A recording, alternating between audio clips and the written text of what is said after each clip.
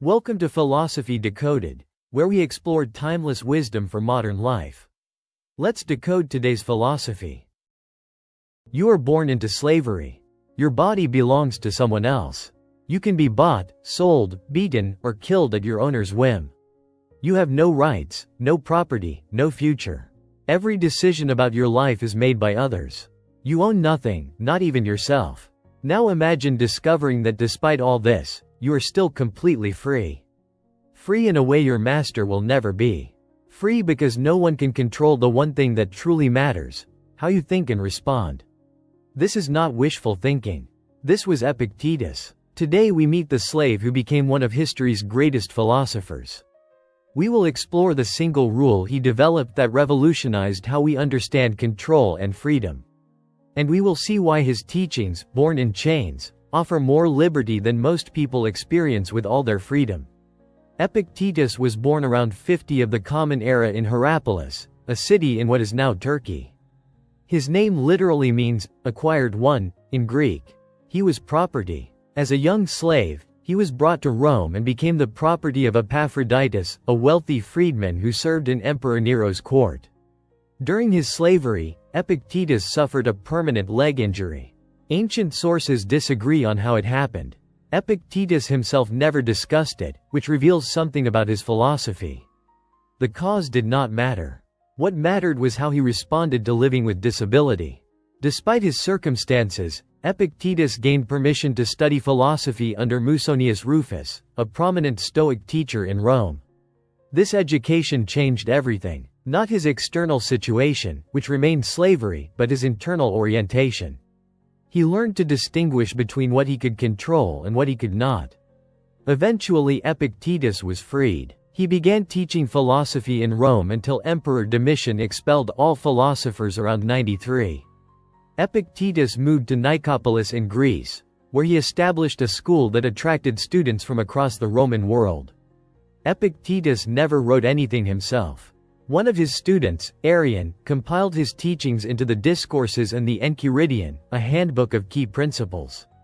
Everything we know comes from these student notes. The core of his philosophy can be stated simply: some things are up to us, and some things are not up to us. That is the rule that changes everything. What is up to us? Your opinions, your desires, your aversions, your choices about how to respond. These belong entirely to you. No external force can control them unless you allow it. Even in slavery, even facing death, you retain complete authority over your own mind. This is your domain of freedom, and it is absolute. What is not up to us? Everything else. Your body, your property, your reputation, your relationships, outcomes, other people's actions, natural events. All of these lie outside your direct control. You can influence some of them, but you cannot command them. Most people get this backwards.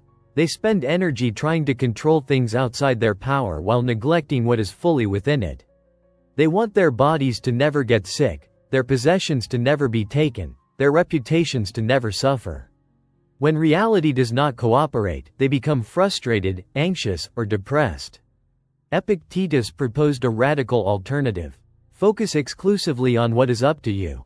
Your judgments, your will, your responses. Let everything else go, not with passive resignation, but with active engagement minus the emotional turmoil. You still take action. You still have preferences. You just stop basing your inner peace on outcomes you cannot control. Apply this to work. You are giving a presentation. What is up to you? Your preparation, your effort, your intention to communicate clearly. What is not up to you? How people receive it, whether they like you, whether you get promoted, whether the technology works. If you attach your well-being to things not up to you, you will be anxious. If you focus only on doing your part well, you remain calm regardless of outcome. Epictetus used vivid examples. When you kiss your child goodnight, remind yourself that this is a mortal being. This sounds harsh until you understand the point. Your child's life is not ultimately within your control. Disease, accident, or fate could take them at any moment. Accepting this reality does not make you love less. It makes you appreciate what you have while it lasts and prepares you to face loss without being destroyed. You can enjoy health, wealth, relationships, and success. You can work toward them. but you must hold them lightly. Your inner stability cannot depend on keeping them. The moment you say, "I must have this or I cannot be okay," you have enslaved yourself to something outside your control. Epictetus knew slavery intimately. He was teaching how to avoid the slavery of attachment. This creates a remarkable inversion. The person who seems powerful, who controls vast resources, is actually vulnerable. Their peace depends on external conditions that can change instantly. The person who seems powerless can be genuinely free if they have mastered their own mind. As a slave with a crippled leg, Epictetus was freer than the emperors he observed. Epictetus taught examining every impression in your mind. When something happens and you feel a strong reaction, pause. Ask whether this thing is up to you or not. If not, remind yourself that it is nothing to you. Not because you do not care, but because you refuse to base your inner state on things you cannot control. This practice builds unshakable tranquility. He also emphasized playing your assigned role well. Life gives each person a part to play. You might be a parent, a teacher, a soldier, a merchant. You did not choose all aspects of your role, but you can choose how to perform it. Do your part excellently without demanding that others do theirs. Modern readers sometimes mistake this for advocating passivity. Epictetus never said accept preventable harm without resistance. He said distinguish between what you can change and what you cannot, then act appropriately. If you can prevent injustice, try. That action is up to you. But the outcome is not entirely up to you. Do your best and accept whatever results without inner turmoil. Epictetus had no patience for complaints. He would ask students, "Is this thing up to you? If yes, change it. If no, stop complaining and work with reality." Complaining about things beyond your control is like arguing with the weather. It changes nothing and makes you miserable. One powerful teaching involves reframing obstacles. When something goes wrong, you can see it as a disaster or as an opportunity to practice philosophy. Every difficulty is a chance to demonstrate wisdom, courage, patience, or self-control. Athletes welcome resistance because it makes them stronger. Philosophers should welcome difficulties for the same reason.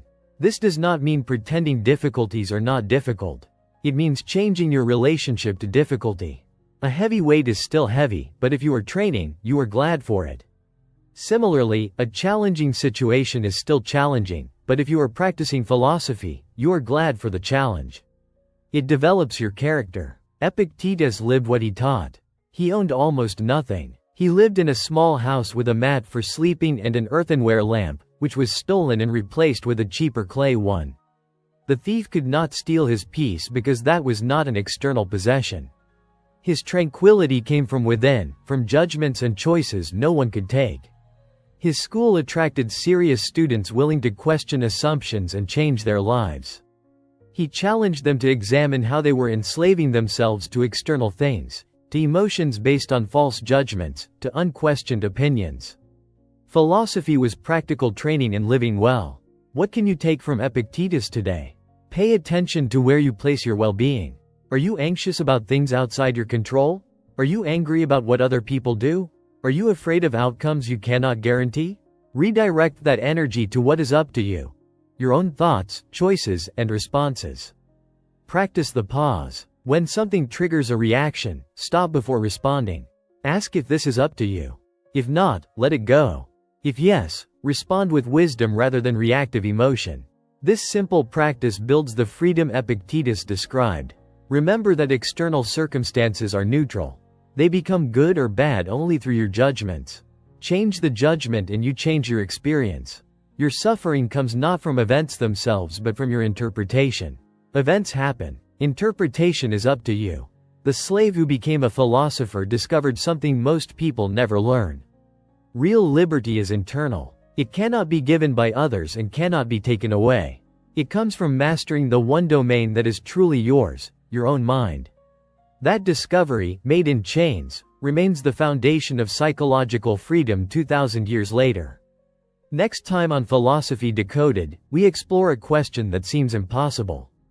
Can you be rich and wise at the same time?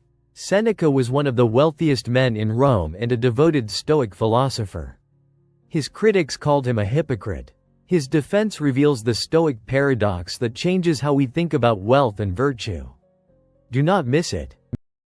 And that's the wisdom behind it. If this helped you think deeper, subscribe for weekly explorations of philosophy and meaning. Thanks for watching.